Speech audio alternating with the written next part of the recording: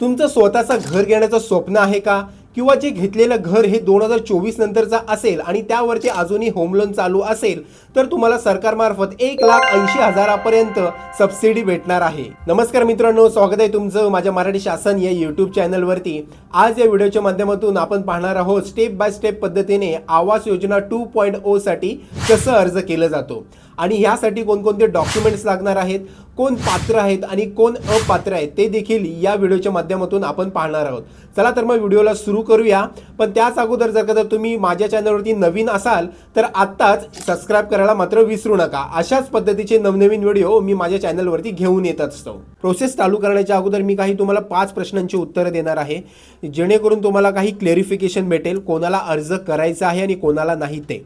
So सर्वात प्रथम हे आहे की जर तुम्ही लोन इंटरेस्टसाठी जर हे अर्ज करत असाल, म्हणजे लोनमध्ये जी आपल्याला सबसिडी भेटते त्या अंतर्गत जर अर्ज करत असाल, नॉर्मली हे शहरी भागासाठी असतं, तर तुमचं लोन हे बिलो 25 लाख असणं गरजेचं आहे। अर्थातच 25 लाखाच्या कमी असणं गरजेचं आहे। आणि तुमची जी पण प्रॉपर्टी आहे ती प्रॉपर्टीचं रजिस्ट्रेशन हे 35 लाखाच्या वरती नसलं पाहिजे। म्हणजे काय झालं की तुमचा जो घर आहे ते 35 लाखाच्या खालचं असलं पाहिजे। 35 लाखावरून वरचं 1 रुपया जरी असेल तरी देखील तुम्हाला ह्या सबसिडीचा लाभ भेटणार नाही मित्रांनो। तिसरं जे आहे ते आहे ॲन्युअल इन्कम। तुमच्या कुटुंबाचा ॲन्युअल इन्कम म्हणजे वार्षिक उत्पन्न हे 3 लाखापासून 9 लाखापर्यंतच्या आतमध्ये असणं गरजेचं आहे संपूर्ण कुटुंबाचा। त्याचबरोबर दुसरे हे पण खूप वेळा क्वेश्चन विचारला जातं की तुमच्या नावे दुसरा घर तुम्ही घेऊ शकता का?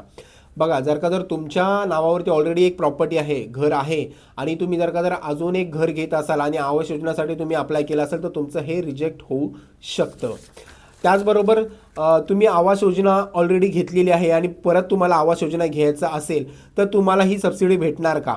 तर बघा, तुम्हाला ही सबसिडी भेटणार नाही, परंतु तुमची मुलं, तुमचा मुलगा त्याचं लग्न जर झालं असेल आणि त्याला नवीन घर घ्यायचं असेल तर तो त्याच्या नावावरती आणि त्याच्या बायकोच्या नावावरती मिळून ह्या सबसिडीचा लाभ तो घेऊ शकतो। तर ह्या लोन सबसिडीमध्ये टोटल तुम्हाला किती फायदा होणार आहे? तर या लोन सबसिडीमध्ये तुम्हाला सरकारद्वारे 1,80,000पर्यंत फायदा भेटणार आहे। त्यानंतर मग शेवटचा जो पॉईंट आहे की लोन हा दुसऱ्या बँकेमध्ये ट्रान्सफर केला जातो का? तर होय, तुम्ही लोन ट्रान्सफर करू शकता, परंतु 5 वर्षानंतर।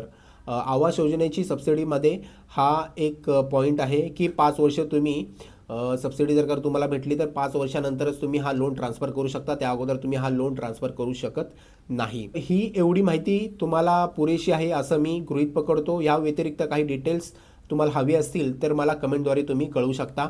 चला तर मग आता व्हिडिओला आपण सुरुवात करूया आणि लाईव्ह प्रोसेस तुम्हाला मी स्टेप बाय स्टेप सांगणार आहे। मित्रांनो, तुम्हाला गुगलवरती यायचं आहे आणि टाईप करायचं आहे PMJAY 2.0 अर्बन। इथे क्लिक केल्यानंतर मग जी पहिली लिंक येते तुम्हाला PMAY-अर्बन, तिथे क्लिक करायचं आहे। आता इथे क्लिक केल्यानंतर असं डॅशबोर्ड ओपन होईल गव्हर्नमेंटची वेबसाईट। जर इथे डायरेक्टली तुम्हाला यायचं असेल तर माझ्या व्हिडिओच्या डिस्क्रिप्शनमध्ये लिंक आहे, तिथे क्लिक करायचं, डायरेक्ट इथे याल।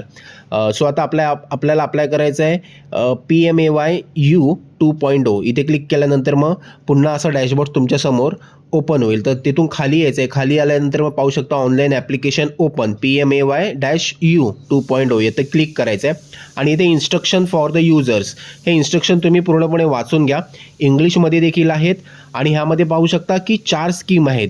तर 4 स्कीम कोणते ते मराठीमध्ये मी तुम्हाला एक्सप्लेन करतच आहे। त्यानंतर मग खाली याल तर ते तुम्हाला दिसेल की हिंदीमध्ये देखील दिलेलं आहे। ह्या व्यवस्थितरित्या तुम्ही वाचून घ्या, तुम्हाला समजेल एक्झॅक्टली 4 स्कीम कोणत्या आहेत त्या मराठीमध्ये मी तुम्हाला आता एक्सप्लेन करतो।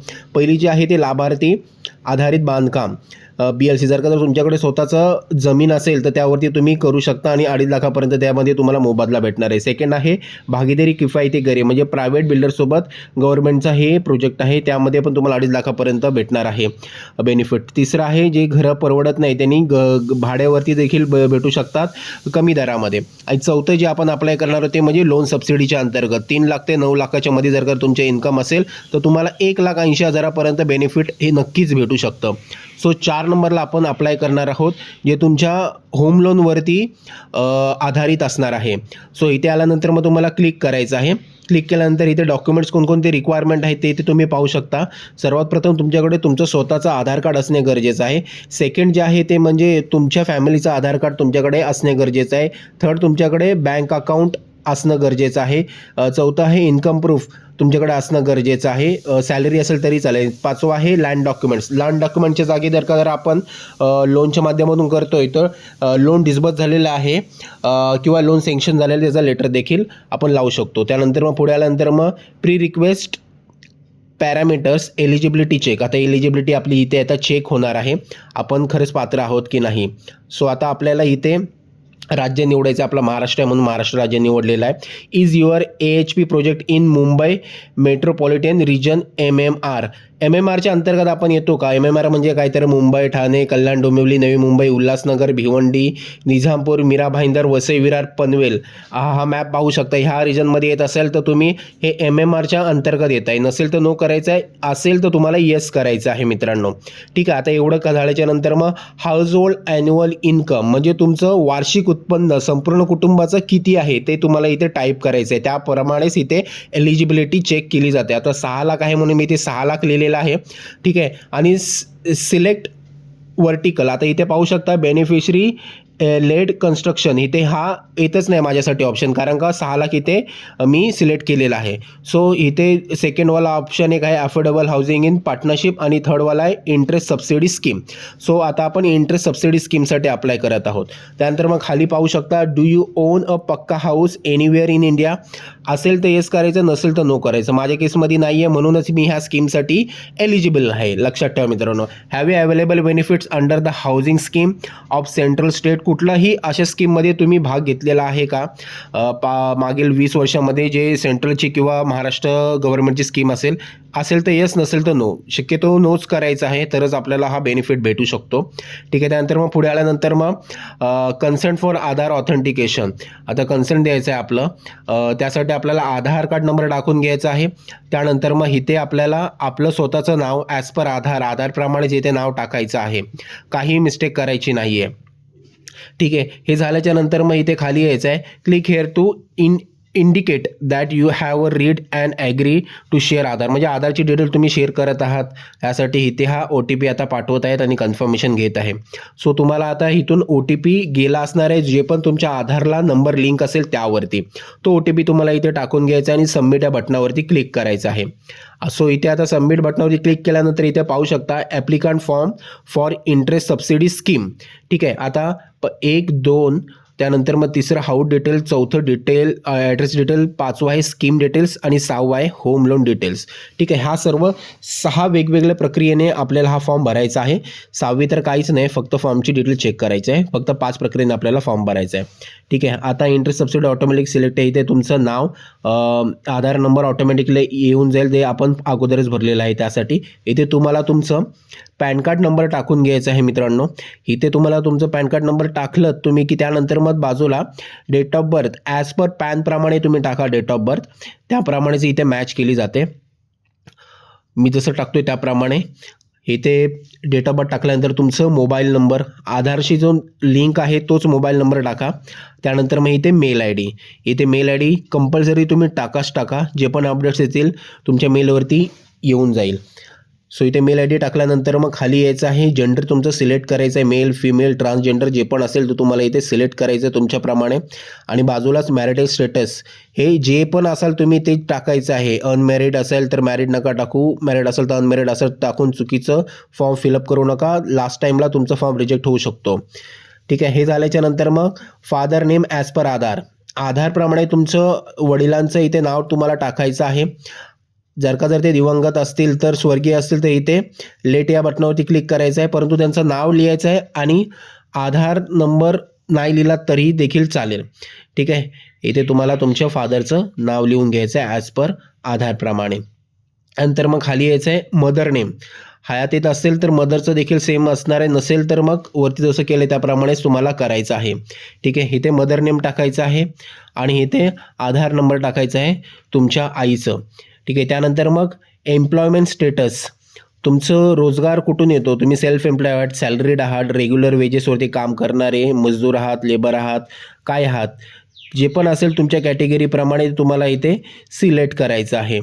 ठीक आहे. आता त्यानंतर मग हे ऑक्युपेशन ऑफ द ॲप्लिकंट. आता एक्झॅक्टली तुमचं काय आहे काम ते इथे तुम्हाला इथे टाकायचं आहे. बिझनेस आहे, सोनार आहात, जे पण काय असेल तुम्ही ते तुम्हाला इथे टाकायचं आहे. त्यानंतर मग रिलिजन, तुमचा धर्म कोणता, हिंदू, मुस्लिम, ख्रिश्चन, शीख, जैन, बुद्धिझम, जे पण असेल तुम्ही ते इथे तुम्हाला सिलेक्ट करायचं आहे. त्यानंतर मग धर्म सिलेक्ट केल्यानंतर मग तुम्हाला इथे तुमची कास्ट, SC, OBC, ओपन जे पण असेल तुम्हाला सिलेक्ट करायचं आहे. एज्युकेशन क्वालिफिकेशन, ठीक आहे, जे पण तुमचं हायर एज्युकेशन असणार आहे ते तुम्हाला इथे टाकणं गरजेचं आहे. मास्टर केलं असेल तर मास्टर तुम्ही सिलेक्ट करू शकता, बॅचलर असेल तर बॅचलर. त्यानंतर मग पाहू शकता की इथे दिलेलं आहे की तुम्ही क्या आप PMA स्वनिधि भवन और निर्माण श्रमिक अंगनवाड़ी कार्यकर्ता PMA विश्वकर्मा के तहत सफाई कर्मचारी झुग्गी निवास के लिए लाभार्थी हो क्या, म्हणजे त्यांना लोन वगैरे भेटले किंवा विश्वकर्मामध्ये लाभ भेटलेला आहे की सेंट्रल गव्हर्नमेंटच्या याच्यामध्ये असेल तर येस, नसेल तर नो करायचं आहे. शक्यतो नोच करा मित्रांनो, काय सांगता येत नाही. जर का येस केलं तर आपलं कदाचित रिजेक्ट देखील होऊ शकतो. ट्राय करूया आपण. सो इथे आल्याच्या नंतर मग पाहू शकता एक एरर आलेला. एरर आला तरी पण काय नाही करायचं, पुन्हा यायचं, पुन्हा सेव्ह अँड कंटिन्यू बटनावरती तुम्हाला क्लिक करायचं आहे. ऑटोमॅटिकली पुढे जाईल. मध्ये मध्ये असं एरर येत असतात, पाहू शकता. रेकॉर्ड सेव्ह सक्सेसफुली, ठीक आहे. आता इथे आल्यानंतर मग इथे तुम्हाला काय करायचं, जर का तुम्ही मॅरिड असाल तर तुमच्या घरामध्ये इतर सदस्य असेल, जसे की तुमची वाईफ झाली तर तिचे इथे डिटेल टाकणं गरजेचं आहे. सो आता इथे तिचं नाव, डेट ऑफ बर्थ, रिलेशनशिप तुमच्यासोबत काय आहे ते, जेंडर, आधार नंबर आणि ते काय करतात म्हणजे ऑक्युपेशन काय करतात ते तुम्हाला इथे टाकणं गरजेचं आहे. इथे तुम्ही आईचं तुम्ही एडिट किंवा डिलीट देखील करू शकता. इथे आता वाईफचं तुम्हाला इथे सिलेक्ट करायचं आहे, त्यांचं नाव टाकायचं आहे, त्यांची डेट ऑफ बर्थ टाकायची आहे. परत आता इथे तुमचं रिलेशन काय आहे, वाईफचं असेल तर वाईफ टाकायचं आहे. फिमेल टाकलेलं आहे इथे मी, त्यांचं ते इथं आधार नंबर इथं टाकून घ्यायचं आहे. हे झाल्याच्या नंतर मग ऑक्युपेशन त्यांचं काय आहे. आता मी बँकर सिलेक्ट केलं आहे कारण का बँकेमध्ये काम करत आहे त्यासाठी. आणि बाजूलाच त्याच्या पाहू शकता ॲड हे बटन आहे. हे ॲड बटन केला तरच हे तो इथे ॲड होणार आहे, अन्यथा हे सेव्ह अँड कंटिन्यू होणार नाही आहे मित्रांनो, ठीक आहे. सो अशा प्रकारे फॅमिली मेंबर डिटेल आपण भरलेली आहे. नेक्स्ट अँड कंटिन्यू बटनावरती आपण आता क्लिक करत आहोत. आता इथे आपल्याला हाऊस होल्ड डिटेल आता आपल्याला भरायची आहे. हाऊस होल्ड कॅटेगरी ही ऑटोमॅटिकली सिलेक्ट होऊन येईल, जी पण आपली ॲन्युअल इन्कम आपण अगोदर टाकणार त्याप्रमाणे. त्यानंतर मग वेदर द फॅमिली ओन्स पक्का हाऊस एनिवेअर इन इंडिया, तुमचं स्वतःचा पक्का हाऊस आहे का इंडियामध्ये किंवा भारतामध्ये कुठेही दुसरीकडे नाही आहे, कारण का आपण त्यासाठीच तर ह्या स्कीमला अप्लाय करत आहोत. नंतर मग average annual house hold income तुमचं किती आहे, 6 लाख हे आपण अगोदरच टाकलेलं आहे, ठीक आहे. तो ह्याप्रमाणे आता ऑटोमॅटिकली सिलेक्ट झालं. इथे तुम्ही एडिट काहीच नाही करू शकत आहात, ठीक आहे. सो त्यानंतर मग इथे पाहू शकता की अपलोड इन्कम प्रूफ. आता इथे तुम्हाला काय करायचं, इन्कम सर्टिफिकेट तलाठीकडून भेटतो ते तुम्ही टाकू शकता. त्या व्यतिरिक्त तुम्ही इथे तुमची सॅलरी स्लिप देखील टाकू शकता. ते नसेल तर तुम्ही ॲफिडेविट देखील टाकू शकता. सॅलरी स्लिप तुमच्याकडे बनतच नसेल तर तुम्ही त्या जे पण आहे प्रोप्रायटरशिप ज्याच्याकडे काम करताय त्याच्याकडून लिहून घ्या, तुमचं खाली सिग्नेचर करा आणि ते अपलोड करा, तेही देखील चालून जातं. इथे अपलोड बटनावरती क्लिक करायचं आहे. आता इथे क्लिक केल्यानंतर मग पाहू शकता income proof uploaded successfully, okay. नंतर मग हाऊस होल्ड डिटेल्स हे आपले इथे झालेले. नंतर मग खाली पाहू शकता number of year stay in present city, ह्या ज्या शहरामध्ये तुम्ही आता भरताय आहात किंवा राहतायत तिथे कधीपासून तुम्ही राहताय, तर 5 ते 8 वर्षापासून मी राहतोय म्हणून मी इथे 5 ते 8 वर्ष लिहिलेलं आहे. घर का स्वामित्व कसं आहे, घर स्वतःचं आहे, रेंटने आहे की नो हाऊस, सध्या तरी रेंटने राहतोय म्हणून मी इथे रेंट सिलेक्ट केलेलं आहे. त्यानंतर मग खाली पाहू शकता की type of existing house base on proof type. आता तुमचं जे घर आहे आत्ताचं ते कसं आहे, पक्का हाऊस आहे, सेमी पक्का हाऊस आहे की कच्चा हाऊस आहे. सो ह्यापैकी तुम्हाला एक सिलेक्ट करायचं आहे. माझ्या केसेसमध्ये मी राहतोय तो पक्का हाऊस आहे, भिंती वगैरे त्याचे व्यवस्थित आहे, स्लॅब वगैरे आहे म्हणून तो पक्कामध्ये कन्सिडर केलं जातं. Type of the existing house based on the roof type. आता रूफ कसं आहे तुमचं, पत्र्याचं आहे, RCC आहे, कॉन्क्रीटचं स्लॅब आहे, जे पण असणार आहे ते तुम्हाला इथे सिलेक्ट करायचं आहे आणि इथे सेव्ह अँड कंटिन्यू बटनावरती क्लिक करायचं आहे. आता रेकॉर्ड सेव्ह सक्सेसफुली झालेला आहे. त्यानंतर मग आपण चौथ्या याच्यावरती आलेलो ते म्हणजे ॲड्रेस डिटेल. आता आपल्याला ॲड्रेस भरायचं आहे, present address and contact details. आता जिथे राहतात तुम्ही तिथलं तुम्हाला ॲड्रेस फिलअप करायचं आहे. भाड्याने राहत असाल तर भाड्याचं तर इथलं ॲड्रेस टाईप करायचा, कोणाकडे राहत असाल तिथला ॲड्रेस तुम्हाला इथे टाईप करणं गरजेचं आहे. सो आता इथे मी बिल्डिंगचं नाव, बिल्डिंग घर क्रमांक इथे मी टाईप केलेला आहे. ह्याच्याच बाजूला इतर जे पण रिमेनिंग ॲड्रेस असेल तुम्हाला इथे टाईप करायचं आहे.